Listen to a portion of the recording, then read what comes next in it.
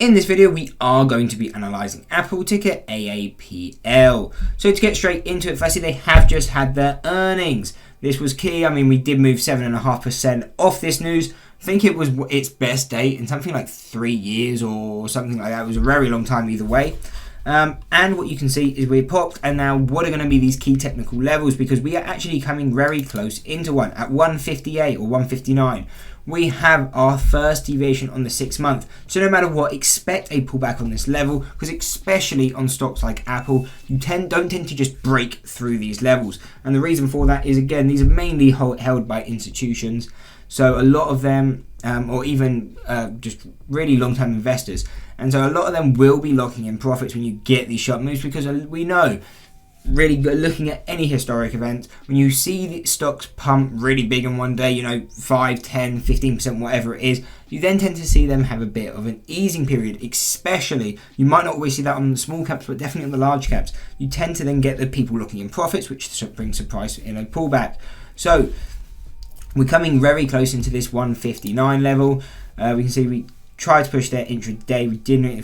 Seems like we're forming a head and shoulders, but if we can start pushing back up, that 159 is going to be key. Expect a pullback, basically to the cent.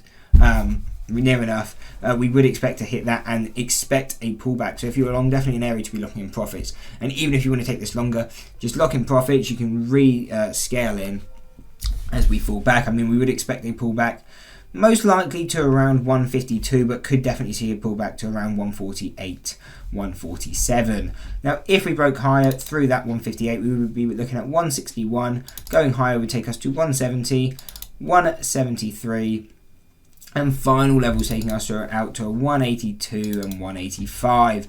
Now again, yes, some of these levels are very far off. You don't need to pay attention to all of these. These are just high probability levels, or when I say high probability levels, areas where if you come into them, we at least at a minimum expect a pullback. So by that we mean we want to lock in profits coming into these levels. We want to be moving our stops, but also if you're maybe not in the trading, you want to start maybe looking to play the stock short bias, these levels would be used for that. So yes, we provide you levels very far out, but just focus on basically the key ones. We're closest to the 158, the 161. See the play of these. If we are able to in time break this, then wait for that retest to show it as a support. And then we know in time we're most likely going to move to 170. So then that goes to your key focus. But onto support levels real quick. What are we paying attention to? So 148.50 and 147 is our statistical mean on both the 6 month and the 1 year chart. So expect this as a support. But again, we don't tend to trade off these statistical means, just because this is where we expect the stock to reverse to. So they're usually somewhere where we will at least kind of move stops if we're pulling back to this level. So I mean, if we break back below this statistical mean, it isn't a great sign to the upside, but that will definitely be used as a support. If we start to break down below that, then in time expect a push to 136, which is going to be our first deviation on the downside. Now, if we break that, we would expect a break in time below the 52-week low to around $124. And at a final level, if we continue to break down, we would be looking at $112. Anyway, I hope you enjoyed the breakdown on Apple. Let me know if you've been trading it off its earnings reactions.